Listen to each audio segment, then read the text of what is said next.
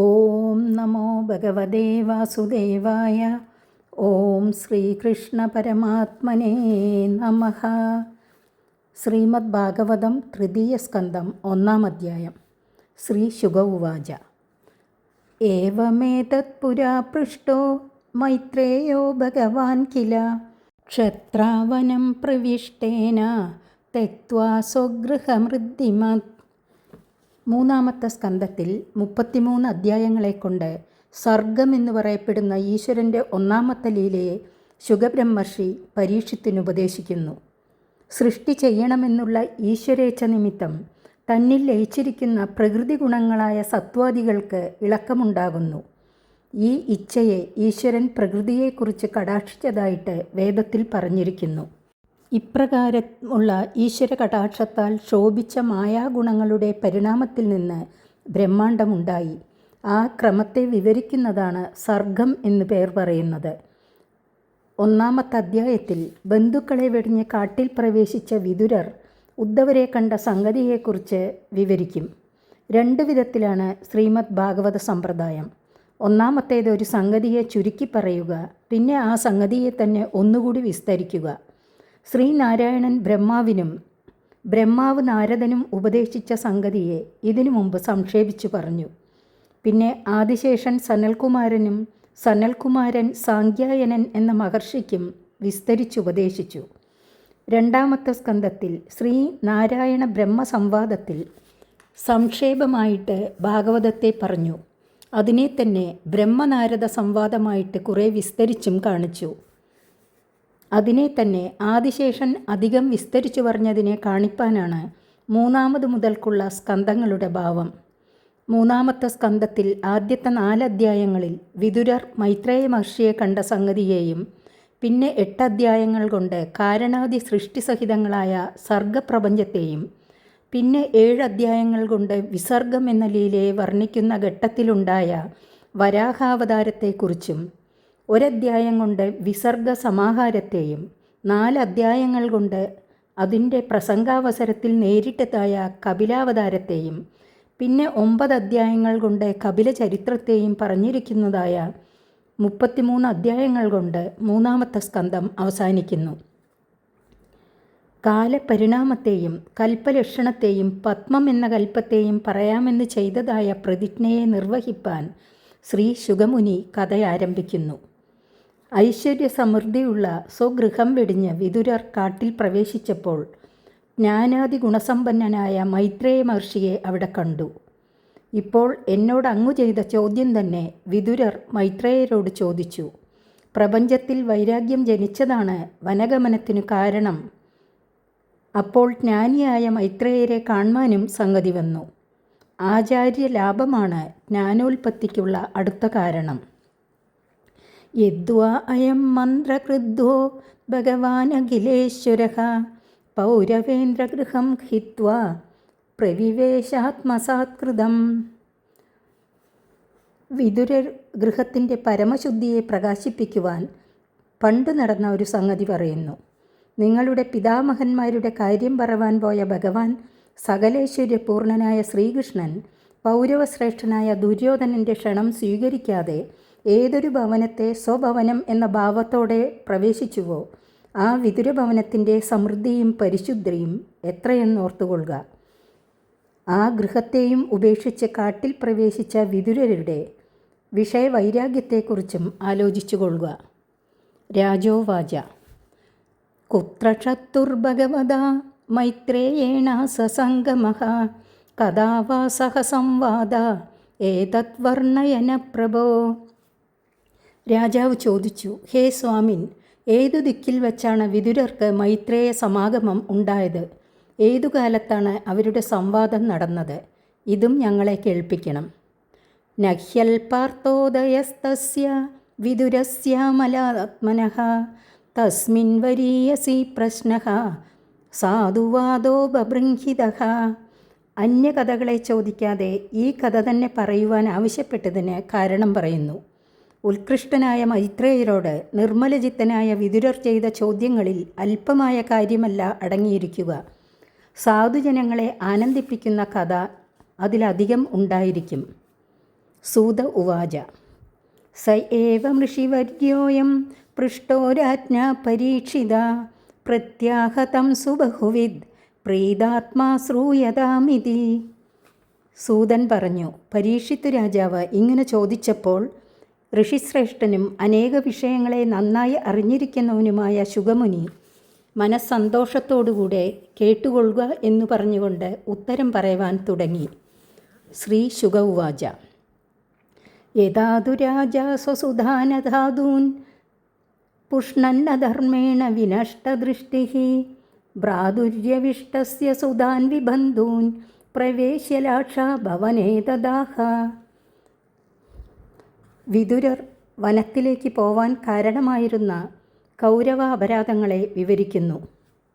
ഉള്ളിലെ വിചാരരൂപമായ കണ്ണിനും പുറമേയുള്ള കണ്ണുകൾക്കും കാഴ്ചയില്ലാതെയായ ധൃതരാഷ്ട്ര മഹാരാജാവ് ദുസ്വഭാവികളായ സ്വപുത്രന്മാരെ ധർമ്മം വിട്ടും അഭിവൃദ്ധിപ്പെടുത്തിക്കൊണ്ട് കനിഷ്ഠ സഹോദരനായ പാണ്ഡുവിൻ്റെ ബന്ധുജന സഹായമില്ലാത്ത മക്കളെ, അതായത് ധർമ്മപുത്രാദികളെ അരക്കില്ലത്തിൽ പ്രവേശിപ്പിച്ച് എപ്പോൾ ദഹിപ്പിച്ചുവോ, സഭയിൽ കണ്ണീർ കൊണ്ട് സ്തനങ്ങളിലുള്ള കുങ്കുമങ്ങളെ കഴുകിക്കളയുന്നവളും തൻ്റെ മരുമകളും പരമ്പരാഗതമായ കുരുരാജ്യത്തിന് ധർമ്മപ്രകാരം രാജാവായിരിക്കുന്ന ധർമ്മപുത്രൻ്റെ പട്ടമഹിഷിയുമായിരിക്കുന്ന ദ്രൗപദിയുടെ കേശങ്ങളെ തൻ്റെ പുത്രൻ സ്പർശിച്ചതായ നിന്ദിക്കത്തക്ക കർമ്മത്തെ ധൃതരാഷ്ട്ര മഹാരാജാവ് എപ്പോൾ വിരോധിക്കാതെ ഇരുന്നുവോ, ചൂതുകളിയിൽ വഞ്ചനയിൽ തോൽപ്പിക്കപ്പെട്ടവനും ശാന്ത്യാദി സൽഗുണങ്ങളുള്ളവനും സത്യത്തെ ആശ്രയിച്ചവനും കാട്ടിൽ നിന്നും മടങ്ങി വന്നവനും മുൻ ചെയ്ത ശപഥപ്രകാരം തൻ്റെ അവകാശത്തെ തരണമെന്ന് യാചിക്കുന്നവനും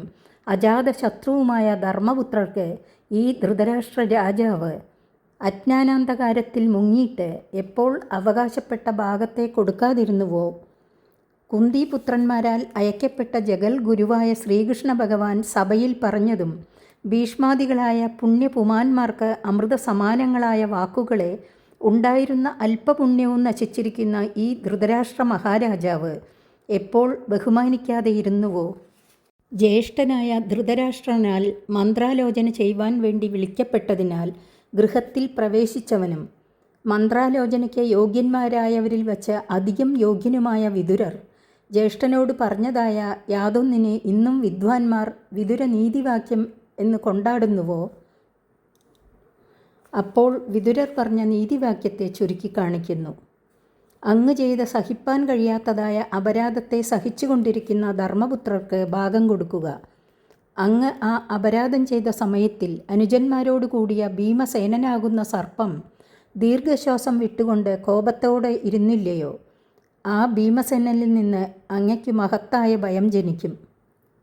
ധർമ്മപുത്രാദികൾക്ക് ബലവത്തായ സഹായം ഇല്ലെന്ന് ധരിക്കേണ്ട. സഹായഭൂതനായ ഒരുവനെ കൊണ്ട് ത്രൈലോക്യത്തെയും അവർക്ക് ജയിപ്പാൻ കഴിയും. പിന്നെ നിങ്ങളെ ജയിപ്പാൻ അവർക്ക് പ്രയാസമോ എന്ന സംഗതിയെ സൂചിപ്പിച്ചുകൊണ്ട് വിതുരർ ധൃതരാഷ്ട്രോട് പറയുന്നു. സംസാരക്ലേശത്തെ മൂലത്തോടെ നശിപ്പിച്ച് മുക്തിയെ നൽകുന്ന ഭഗവാൻ ശ്രീകൃഷ്ണൻ കുന്തിനന്ദനന്മാരെ സ്വകീയന്മാരെന്ന നിലയിൽ സ്വീകരിച്ചിട്ടുണ്ട്. ആ ഭഗവാനോടുകൂടെ ഭൂമിദേവന്മാരായ ബ്രാഹ്മണരും ഇന്ദ്രാദിദേവന്മാരും യദുപ്രവീരന്മാരും ഭൂലോകത്തിൽ ഇന്നുള്ള മണ്ഡലേശ്വരന്മാരെല്ലാവരും യോജിച്ചു തന്നെയിരിക്കുന്നു. ആ ഭഗവാനാകട്ടെ ദൂരെ എങ്ങുമല്ല, ദ്വാരകയിൽ തന്നെ ഇരിപ്പുണ്ട്. അതുകൊണ്ട് പാണ്ഡുപുത്രന്മാർക്ക് ഭാഗം കൊടുത്തുകൊള്ളുക, അല്ലെങ്കിൽ മഹാഭയം നേരിടും. ദ്വാരകാവാസിയായ ശ്രീകൃഷ്ണൻ കേവലം ഒരു മനുഷ്യനല്ല, സാക്ഷാൽ ഭഗവാനാണ്. പാണ്ഡുപുത്രന്മാർക്ക് ഭാഗം കൊടുക്കുവാൻ എന്നെ അനുവദിക്കാതിരിക്കുന്ന എൻ്റെ പുത്രനായ ദുര്യോധനൻ്റെ അനിഷ്ടത്തെ ഞാൻ എങ്ങനെ സമ്പാദിക്കും എന്ന് ധൃതരാഷ്ട്രക്കുള്ള ചാഞ്ചല്യത്തെ നീക്കുവാനായിട്ട് വിതുരർ പറയുന്നു. നരകത്തിൽ പതിപ്പിക്കാതെ പിതാവിനെ രക്ഷിപ്പാനുള്ള ധർമ്മവൃത്തിയില്ലാത്തവൻ അപത്യം എന്ന പദത്തിന് അർഹനല്ല. അങ്ങ് ധൃതരാഷ്ട്രർ അപത്യം എന്ന വിചാരത്തോടുകൂടെ ആരെ പരിപാലിക്കുന്നുവോ, അങ്ങയുടെ മനസ്സിന് പ്രേമമുള്ളവനും ഗൃഹത്തിൽ പുത്രരൂപേണ വസിക്കുന്നവനുമായ ഇവൻ പുത്രനല്ല. ശരീരത്തെ നശിപ്പിക്കുന്ന ത്രിദോഷങ്ങൾ എന്ന പോലെ മൂർത്തിമത്തായ ദോഷമാണിവൻ. കുലത്തെ രക്ഷിപ്പാനായിട്ട് ഇവനിലുള്ള പുത്രഭാവത്തെ ദൂരെ കളയുക. അതിനാൽ അമംഗളസ്വരൂപനായ ഇവനെ ആട്ടിപ്പുറത്താക്കുക. എന്നാൽ അലക്ഷ്മി നശിച്ചു, അല്ലെങ്കിൽ അങ്ങയുടെ ശ്രീ നശിക്കും. കൃഷ്ണവിരോധം സമ്പാദിക്കും. ഈ പുത്രൻ ശ്രീകൃഷ്ണ കൽപ്പനയെ ധിക്കരിച്ചവനാകയാൽ ഈശ്വരദ്വേഷിയാണ്. വിതുരർ ഈ വിധം പറഞ്ഞു. ഇഷ്ടം നോക്കാതെ ഈ വിധം കാര്യം പറയുന്ന സ്വഭാവം വിതുരർക്കുള്ളതുകൊണ്ടാണ് സജ്ജനം അദ്ദേഹത്തെ ആരാധിക്കുന്നത്. ആ സഭയിൽ ഇത് കേട്ടുകൊണ്ടിരിക്കുന്ന ദുര്യോധനന് ദേഷ്യം അധികരിച്ച് ചുണ്ടുകൾ വിറച്ചു. കർണൻ, ദുശാസനൻ, ശകുനി ഇവരൊക്കെ ദുര്യോധന പക്ഷത്തിൽ ചേർന്നു. ദുര്യോധനൻ വിതുരരെ അവമാനിച്ചു. ക ഏനമത്രോപജുഹാവജിമ്മം ദാസ്യാസുതം യത് ബലിനൈവ പുഷ്ടഃ തസ്മിൻ പ്രദീപ പരകൃത്യ ആസ്തേ നിർവാസ്യതാമാശു പുരാച്ഛസാനഃ. ദാസീപുത്രനും കപട സ്വഭാവമുള്ളവനുമായ ഇവനെ ക്ഷത്രിയരുടെ മന്ത്രാലോചനയ്ക്കുള്ള ഈ സഭയിൽ ആരാണ് വിളിച്ചു വരുത്തിയത്? സ്വപിതാവായ ധൃതരാഷ്ട്ര മഹാരാജാവാണ് വരുത്തിയതെന്നറിഞ്ഞിരിക്കെ ഈ വിധം പറഞ്ഞതിനാൽ പിതാവിനെ കൂടെ ശകാരിച്ചുവെന്ന് സാരം. എന്താണിവന് ദോഷമെന്നാൽ ആരുടെ ചോറുണ്ട് വളർന്നുവോ അവനെ ദേഷിക്കുന്നവനാണിവൻ. അതുമാത്രമല്ല, ഇവിടെ വിശ്വാസം ജനിപ്പിച്ചുകൊണ്ടിരുന്ന് ശത്രുക്കളുടെ കാര്യം സാധിപ്പിക്കുവാൻ സന്നദ്ധനായിരിക്കുന്നു.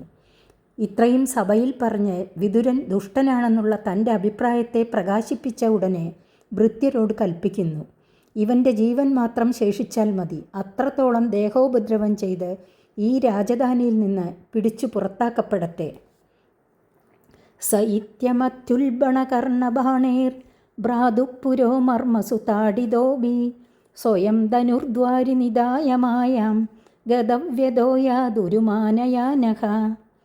ജ്യേഷ്ഠനായ ധൃതരാഷ്ട്ര മഹാരാജാവിൻ്റെ മുമ്പിൽ വെച്ച് ദുസ്സഹങ്ങളായ ഇപ്രകാരമുള്ള വാക്കുകളാകുന്ന ബാണങ്ങൾ കൊണ്ട് വിതുരൻ്റെ ജീവസ്ഥാനങ്ങളെ വല്ലാതെ മുറിപ്പെടുത്തി. ധൃതരാഷ്ട്രർ ഒന്നും പറയാതിരുന്നു. എങ്കിലും വിതുരർ ഒട്ടും വ്യസനിച്ചില്ല. അഹോ, ഭഗവാന്റെ മായ വലുതു തന്നെ. അതുനിമിത്തമല്ലേ മുമ്പിലിരിക്കുന്ന ഭഗവാനെ ഇവർ അറിയാത്തത്. ബന്ധുസ്നേഹത്താൽ ഈ അസത്തുക്കളെ വിട്ടുപിരിയാതിരിക്കുന്ന എന്നെ ഇവരെ കൊണ്ട് തന്നെ പുറത്ത് ആട്ടിക്കളയിച്ച് എൻ്റെ ബന്ധു സ്നേഹമാകുന്ന ചങ്ങലയെ മുറിച്ച് അനുഗ്രഹിക്കുവാൻ ഇടവരുത്തുന്നതും ആ മായയല്ലേ.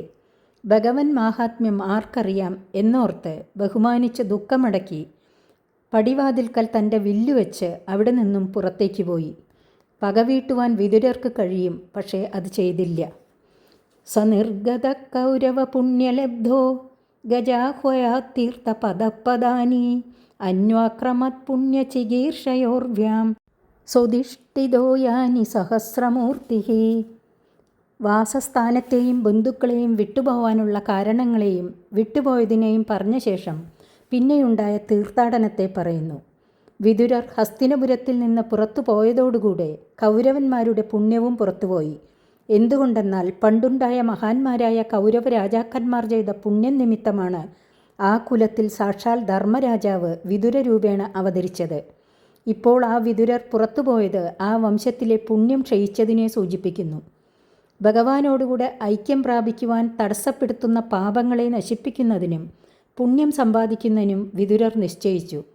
ബ്രഹ്മാവ്, ശ്രീരുദ്രൻ ഇത്യാദി ബഹുരൂപങ്ങളെ സ്വീകരിച്ചിട്ടുള്ള ഭഗവാൻ ഏതേതു സ്ഥാനങ്ങളിൽ ദിവ്യ തേജോമയനായിരിക്കുന്നുവോ, ഗംഗയാകുന്ന തീർത്ഥത്തെ പാദത്തിൽ ധരിച്ചുകൊണ്ടിരിക്കുന്ന ആ ഭഗവാൻ വസിക്കുന്ന സ്ഥാനങ്ങളെ ചെന്ന് കണ്ടും സേവിച്ചും ഭൂമിയിൽ പലയിടങ്ങളിലും ക്രമത്തിൽ സഞ്ചരിച്ചു.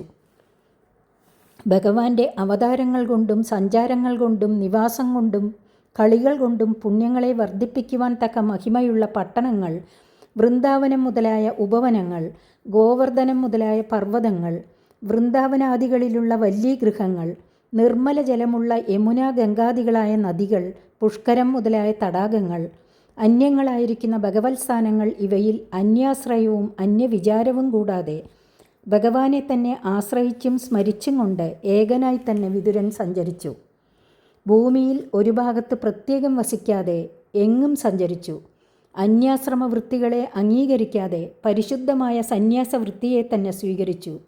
പ്രാതസന്ധ്യ, മധ്യാഹ്നസന്ധ്യ, സായം സന്ധ്യ എന്നീ 3 കാലങ്ങളിൽ സ്നാനാദി നിത്യവൃത്തികളെ അനുഷ്ഠിച്ച് നിലത്തുതന്നെ ചെയ്യിച്ച് ശരീര സംസ്കാര ശ്രദ്ധയെ വെടിഞ്ഞ് വൽക്കലാദികളെ കൊണ്ട് അംഗം മറിച്ച് തൻ്റെ സംബന്ധികൾ കൂടെ കണ്ടറിയാത്ത വിധത്തിലുള്ള വേഷം ധരിച്ച് സന്തോഷം, ഇന്ദ്രിയ നിഗ്രഹം എന്നിങ്ങനെ ഈശ്വരപ്രീതിജനകങ്ങളായ വ്രതങ്ങളെ അനുഷ്ഠിച്ചുകൊണ്ട് നടന്നു. ഇത്തം വ്രജൻ ഭാരതമേവ വർഷം കാലേന യാവത് ഗതവാൻ പ്രഭാസം താവച്ച ശാസക്ഷിതിമേഘചക്രാമേഘാതപത്രാം അജിതേന പാർത്ഥഃ. ഇങ്ങനെ വ്രതത്തോടുകൂടെ ഭാരതവർഷത്തിൽ പലയിടങ്ങളിലും സഞ്ചരിച്ചു കൊണ്ടിരുന്ന വിതുരർ പ്രഭാസമെന്നു പേരായ തീർത്ഥസ്ഥാനങ്ങളിൽ എത്തിയ കാലത്ത് ആരാലും ജയിക്കപ്പെടാത്ത ശ്രീകൃഷ്ണ ഭഗവാന്റെ സഹായത്തോടുകൂടിയ ധർമ്മപുത്രർ ശത്രുക്കളെ എല്ലാം നശിപ്പിച്ച് ഏകാജ്ഞയോടും ഏകാതപത്രം മുതലായ ചക്രവർത്തി ലക്ഷണത്തോടും ഭൂമിയെ പരിപാലിച്ചു കൊണ്ടിരുന്നു. തത്രാദശുസ്രാവ സുഹൃദ്ദിനഷ്ടീം വനം യഥാ വേണുജവന്നി സംശ്രയം സംസ്പർദ്ധയാ ദഗ്ധമദാനുശോചൻ സരസ്വതീം പ്രത്യഗിയായ തൂഷ്ണീം. മുളകൾ തമ്മിൽ ഉരസിയുണ്ടാകുന്ന തീയിനാൽ കാട് ദഹിക്കുന്നതുപോലെ അന്യോന്യമുണ്ടായ ശണ്ടയാൽ സുഹൃത്തുക്കൾ നശിച്ച വിവരം ആ പ്രഭാസ തീർത്ഥസ്ഥാനത്തിൽ വെച്ച് കേട്ടറിഞ്ഞ വിതുരർ ദുഃഖിച്ചുകൊണ്ട് പടിഞ്ഞാറ് ദിക്കിലേക്ക് സരസ്വതീ നദിയെക്കുറിച്ച് ആലോചിച്ച് മൗനത്തോടെ സഞ്ചരിച്ചു. വിതുരർ ആ സരസ്വതിയിൽ ത്രിതൻ, ഉശനസ്, മനു, പൃഥു, അഗ്നി, അസിതൻ, വായു, സുദാസൻ, ഗോക്കൾ, ഗുഹൻ, ശ്രാദ്ധദേവൻ ഇവരുടെ തീർത്ഥങ്ങളെ സേവിച്ചു. സരസ്വതീ നദിയിൽ പ്രധാന തീർത്ഥസ്ഥാനങ്ങളാണ് ഈ 11. ഋഷികളാലും ദേവന്മാരാലും നിർമ്മിക്കപ്പെട്ടവയും ആയുധങ്ങളിൽ വെച്ച മുഖ്യമായ ചക്രായുധത്തിൻ്റെ അടയാളമുള്ള കാരണം ദർശനമാത്രയിൽ ശ്രീകൃഷ്ണനെ അനുസരിപ്പിക്കുന്നവയുമായ വിഷ്ണു ക്ഷേത്രങ്ങളെയും മറ്റുള്ള അനേക ക്ഷേത്രങ്ങളെയും വിതുരർ സേവിച്ചു. അവയെ കണ്ട മാത്രത്താൽ ശ്രീകൃഷ്ണ സ്മൃതി ജനങ്ങളുടെ മനസ്സിലുണ്ടാകുന്നതിനാൽ അവയ്ക്ക് ലോകത്തിൽ പൂജ്യസ്ഥാനം കൽപ്പിക്കേണ്ടത് മുഖ്യ ആവശ്യമാണ്. സമൃദ്ധിയോടുകൂടിയ സുരാഷ്ട്രദേശം, സൗവീരദേശം, മത്സ്യദേശം, കുരുദേശങ്ങളിലുള്ള മരുപ്രദേശങ്ങൾ ഇവയെ കടന്നിട്ട് യമുനാ നദിയിൽ വിതുരരെത്തി. അപ്പോൾ അവിടെ ഭഗവാന്റെ ഭക്തനായ ഉദ്ധവരെ കണ്ടു. നവാസുദേവാനുചരം പ്രശാന്തം ബൃഹസ്പതേ പ്രാപ്തനയം പ്രതീതം ആലിംഗ്യഗാഢം പ്രണയേന ഭദ്രം സ്വാനാമപൃച്ഛത് ഭഗവത് പ്രജാനാം. ആ വിതുരർ വാസുദേവനോടുകൂടെ സഞ്ചരിക്കുന്നവനും കാമക്രോധാദി വൃത്തികളിൽ നിന്ന് ഏറ്റവും ഒഴിഞ്ഞിരിക്കുന്നവനും പൂർവജന്മത്തിൽ നീതിശാസ്ത്രത്തിൽ ബൃഹസ്പതിയുടെ പ്രധാന ശിഷ്യനും പ്രസിദ്ധനുമായ ഉദ്ധവരെ കണ്ട ഉടനെ സ്നേഹപൂർവ്വം ദൃഢമായി ആലിംഗനം ചെയ്ത ശേഷം ഭഗവാന്റെ പ്രജകളായ ബന്ധുക്കളുടെ ക്ഷേമത്തെ അന്വേഷിച്ചു. കച്ചിത് പുരാണൗ പുരുഷൗ സ്വനാഭ്യാത്മാനുവൃത്യേഹ കിലാവതീർണൗ ആസാദഊർവ്യ കുശലം വിധായ കൃതക്ഷണൗ കുശലം ശൂരഗേഹേ. തൻ്റെ നാഭിപത്രത്തിൽ നിന്നുണ്ടായ ബ്രഹ്മദേവൻ്റെ പ്രാർത്ഥനയനുസരിച്ച് ഭൂമിയിൽ അവതരിച്ചവരും പുരാണ പുരുഷന്മാരുമായ ബലരാമൻ, കൃഷ്ണൻ ഇവർ രണ്ടുപേരും ഭൂമിക്ക് ക്ഷേമത്തെ ചെയ്തിട്ട് സ്വലോകത്തെ പ്രാപിപ്പാനുള്ള സമയത്തെ പ്രതീക്ഷിച്ചുകൊണ്ട് വസുദേവഗൃഹത്തിൽ ക്ഷേമത്തോടെ ഇരിക്കുന്നുവോ? ഹേ പൂജ്യനായ ഉദ്ധവരെ, കുരുവംശത്തിൽ ജനിച്ചവരായ ഞങ്ങൾക്ക് ഉത്കൃഷ്ടനായ സുഹൃത്തും ബഹുമാനിപ്പാൻ യോഗ്യനുമായ ആ വസുദേവൻ സുഖമായിരിക്കുന്നുവോ? ദാനശീലനായ ആ മഹാൻ സഹോദരികൾക്കു വേണ്ടുന്ന നല്ല വസ്തുക്കളെ ആദരവോടുകൂടെ കൊടുത്ത് അവരുടെ മാതാപിതാക്കന്മാരെന്ന പോലെ ധനാദികളെയും നൽകി രക്ഷിച്ചു വരുന്നില്ലേ? ഹേ പൂജ്യനായ ഉദ്ധവരെ, രുക്മിണീ ദേവി ദേവബ്രാഹ്മണരെ പൂജിച്ചതിൻ്റെ ഫലമായിട്ട് മുജ്ജന്മത്തിൽ മന്മഥനായിരുന്ന ഏതൊരുവനെ പുത്രനായിട്ട് ഭഗവാനിൽ നിന്ന് സന്തോഷത്തോടുകൂടെ സമ്പാദിച്ചുവോ? ശൂരനും യാദവ സേനാപതിയുമായ ആ പ്രദ്യുമ്നൻ സൗഖ്യമായിരിക്കുന്നുവോ? രാജ്യഭാരം വഹിക്കുന്ന മഹാരാജാക്കന്മാരിരിക്കുന്ന സിംഹാസനത്തിലുള്ള ആശയെ ദൂരെ ഉപേക്ഷിച്ചവനും താമരദളം പോലെയുള്ള നേത്രങ്ങളോട് കൂടിയവനുമായ ശ്രീകൃഷ്ണൻ ആരെ സിംഹാസനാപതിയായി അഭിഷേകം ചെയ്തുവോ? സാത്വതന്മാർ, വൃഷ്ണികൾ, ഭോജന്മാർ, ദാശാർഹന്മാർ ഇവർക്കധിപനായ ആ ഉഗ്രസേനൻ സൗഖ്യമായിരിക്കുന്നുവോ? പ്രജകളുടെ സുഖത്തിന് കാരണഭൂതനായ രാജാവിൻ്റെ സുഖം വിശേഷിച്ചും അറിയേണ്ടതാണെന്നുള്ള ആശ്രയത്തെ സ്പഷ്ടമാക്കിയിരിക്കുന്നു.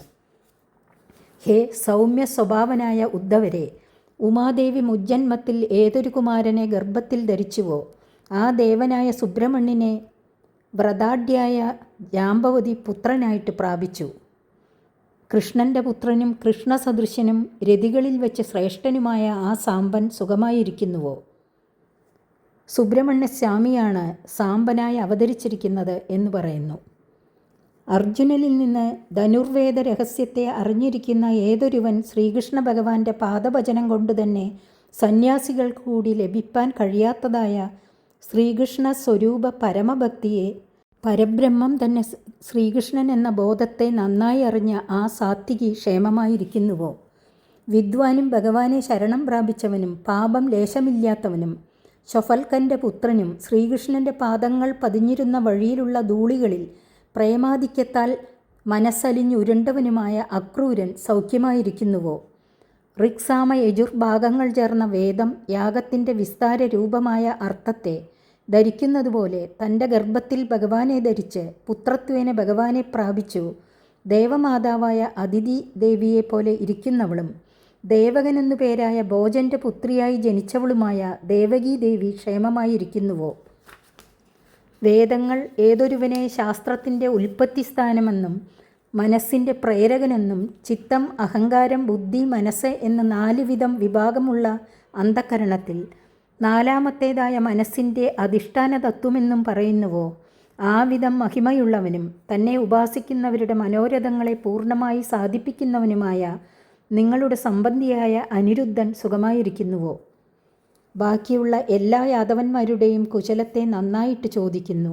ഹേ സൗമ്യ, ദേഹാദികളിൽ നിന്ന് വേറിട്ടിരിക്കുന്ന ജീവാത്മാവിനും ദൈവമായിരിക്കുന്ന ശ്രീകൃഷ്ണ ഭഗവാനെ ഏതൊരുത്തർ അന്യത്ര മനസ്സുവയ്ക്കാതെ ഏകാന്ത ഭക്തിയോടുകൂടെ ആശ്രയിച്ചിരിക്കുന്നുവോ, ആ ഹൃദീകൻ, സത്യഭാമയുടെ പുത്രൻ, ചാരുദേഷണൻ, ഗതൻ ഇവരെ എല്ലാവരും സൗഖ്യമായിരിക്കുന്നുവോ?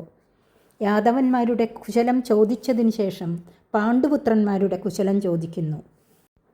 അഭിസ്വതോർഭ്യാം വിജയാച്യുതാഭ്യാം ധർമ്മേണ ധർമ്മ പരിപാതിസേതും ദുര്യോധനോ തപ്യതയൽസഭായാം സാമ്രാജ്യലക്ഷ്മ്യ വിജയാനുവൃത്യ. ആരുടെ സഭയിൽ പ്രവേശിച്ചപ്പോൾ അർജുനൻ്റെ നിരന്തര സേവയുടെ ബലമായി ലഭിച്ചിരിക്കുന്ന സാമ്രാജ്യലക്ഷ്മിയാൽ ദുര്യോധനൻ തപിച്ചുവോ, ആ ധർമ്മപുത്രൻ അദ്ദേഹത്തിൻ്റെ കൈകൾ പോലെയിരിക്കുന്ന അർജുനനോടും ശ്രീകൃഷ്ണനോടും കൂടെ ചേർന്ന് ശാസ്ത്രമര്യാദയെ തെറ്റാതെ ധർമ്മത്തെ പരിപാലിക്കുന്നുവോ? ഗദായുദ്ധത്തിലുള്ള വിവിധ പ്രയോഗങ്ങളെ കാട്ടുവാൻ തക്കവിധം ആശ്ചര്യമായി സഞ്ചരിക്കുന്ന ഏതൊരുവിൻ്റെ പാദപ്രക്ഷേപങ്ങളെ യുദ്ധഭൂമിക്ക് സഹിക്കാൻ കഴിയാതെയിരിക്കുന്നുവോ? സർപ്പം പോലെ ക്രോധിച്ച് ദീർഘശ്വാസം വിട്ടുകൊണ്ടിരിക്കുന്ന ആ ഭീമസേനൻ തനിക്ക് അപരാധം ചെയ്തവരിൽ ഏൽപ്പിക്കുവാൻ ബഹുകാലമായി വിചാരിച്ചു കൊണ്ടിരിക്കുന്ന വ്യസനത്തെ ശത്രുക്കളിൽ പ്രവേശിപ്പിച്ചുവോ? ആരാലും അറിയപ്പെടുവാൻ കഴിയാത്ത വിധം മായാകിരാതസ്വരൂപത്തെ ധരിച്ച പരമശിവൻ ആരുടെ ബാണങ്ങൾ കൊണ്ടുള്ള പ്രഹരത്താൽ സന്തോഷിച്ചുവോ? രതികന്മാരിൽ വെച്ച് ശ്രേഷ്ഠനും ഗാണ്ഡീവം എന്ന വില്ലിനെ അഗ്നിയിൽ നിന്ന് ലഭിച്ചവനുമായ ആ അർജുനൻ ശത്രുക്കളെ നശിപ്പിച്ച് സുഖമായിരിക്കുന്നുവോ? കുന്തിയുടെ വളർത്തുപുത്രന്മാരും കൺപോളകൾ കൺമിഴികളെ കാത്തു രക്ഷിക്കും പോലെ കുന്തിപുത്രന്മാരായ ധർമ്മപുത്രാദികളാൽ സംരക്ഷിക്കപ്പെടുന്നവരുമായ നകുല സഹദേവന്മാർ ഇന്ദ്രനിൽ നിന്ന് 2 ഗരുഡന്മാർ അമൃതത്തെ അപഹരിച്ചു കൊണ്ടുവരുന്ന പോലെ ആ 2 പേർ തങ്ങളുടെ അവകാശമായ രാജ്യത്തെ യുദ്ധത്തിൽ ശത്രുക്കളിൽ നിന്ന് ബലമായി വീണ്ടെടുത്ത് സുഖമായിരിക്കുന്നുവോ? ലോകത്തിൽ ഏകവീരനും രഥത്തിൽ കരേറിയിരുന്ന യുദ്ധം ചെയ്യുന്നവരിൽ അദ്വിതീയനും വില്ലു മാത്രമാകുന്ന സഹായത്തോടു കൂടിയവനുമായ ഏതൊരുവൻ 4 ദിക്കുകളെയും ജയിച്ചുവോ? ആ രാജർഷി ശ്രേഷ്ഠനായ പാണ്ഡു മഹാരാജാവിനോട് വേർപിരിഞ്ഞിട്ടും മക്കൾക്കു വേണ്ടി കുന്തിദേവി ജീവധാരണം ചെയ്തിരിക്കുന്നുവല്ലോ. മഹാകഷ്ടം, മഹാ ആശ്ചര്യം. കുന്തിദേവിയുടെ കുശലം ചോദിക്കുന്നത് തന്നെ അതികഷ്ടമാണെന്ന് പറയുന്നു.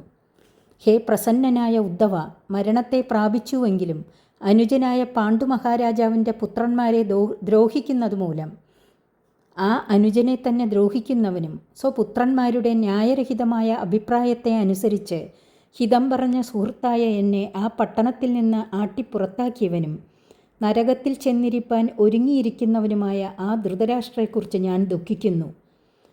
മനുഷ്യനാട്യത്തെ അംഗീകരിച്ചതിനാൽ അതിശയകർമ്മങ്ങളെ കൊണ്ട് മനുഷ്യരുടെ മനസ്സിനെ ഭ്രമിപ്പിക്കുന്നവനും എല്ലാറ്റിനെയും ഉണ്ടാക്കി കാത്തു രക്ഷിക്കുന്നവനുമായ ശ്രീകൃഷ്ണമൂർത്തിയുടെ അനുഗ്രഹത്താൽ ആ ഭഗവാന്റെ മഹിമയെ നോക്കിക്കണ്ടുകൊണ്ട് എന്തു സംഭവിച്ചാലും അതിൽ ആശ്ചര്യപ്പെടാതെയും മറ്റാരും എന്നെ അറിയാത്ത വിധത്തിൽ വേഷം മറച്ചുകൊണ്ടും ഞാനിങ്ങനെ സഞ്ചരിക്കുന്നു. രാജധാനിയിൽ നിന്ന് ആട്ടിപ്പുറത്താക്കപ്പെട്ടത് ഭഗവാന്റെ അനുഗ്രഹ ലക്ഷണമായിട്ടാണ് ഞാൻ കരുതുന്നത്. എന്നെക്കുറിച്ച് അങ്ങ് വ്യസനിക്കണ്ട. ഒരിടത്തു തന്നെ ഇരിക്കാതെ സഞ്ചരിച്ചു ജീവിതം കഴിക്കുന്നതാണ് ഭഗവാന്റെ മഹിമ അറിവാൻ അധികം സഹായിക്കുന്നത്. തന്നെ ശരണം പ്രാപിച്ചവരുടെ ദുഃഖത്തെ പരിഹരിക്കുവാൻ വേണ്ടി വിദ്യ, ധനം, വംശം എന്നീ 3 വിധത്തിലുള്ള മഹിമ നിമിത്തമുണ്ടാകുന്ന മതത്താൽ മര്യാദ തെറ്റി നടക്കുന്നവരും സൈന്യങ്ങളെ കൊണ്ട് പലപ്പോഴും ഭൂമിയെ തന്നെ ചലിപ്പിക്കുന്നവരുമായ ദുഷ്ടരാജാക്കന്മാരെ നിശ്ശേഷം വധിക്കണമെന്നുള്ള വിചാരത്താൽ ഭഗവാൻ കുരുവംശത്തിൽ ജനിച്ച ദുര്യോധനാദികൾ ചെയ്ത ദോഷങ്ങളെ തൽക്ഷണം തീർത്ത് ഭക്തന്മാരായ പാണ്ഡവന്മാരെ രക്ഷിപ്പാൻ താൻ സമർത്ഥനാണെങ്കിലും ദുര്യോധനാദികളുടെ കുറ്റങ്ങളിൽ ഉപേക്ഷ കാണിച്ചു.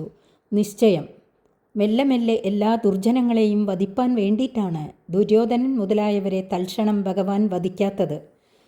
ജന്മാദി വികാരങ്ങളില്ലാത്തവനാണെങ്കിലും മര്യാദ തെറ്റി നടക്കുന്നവരെ നശിപ്പിക്കുവാൻ വേണ്ടി ജന്മങ്ങളെയും, അകർത്താവാണെങ്കിലും മനുഷ്യരെ സൽക്കർമ്മങ്ങളിൽ പ്രവേശിപ്പിക്കുവാൻ വേണ്ടി കർമ്മങ്ങളെയും ഭഗവാൻ അംഗീകരിക്കുന്നു.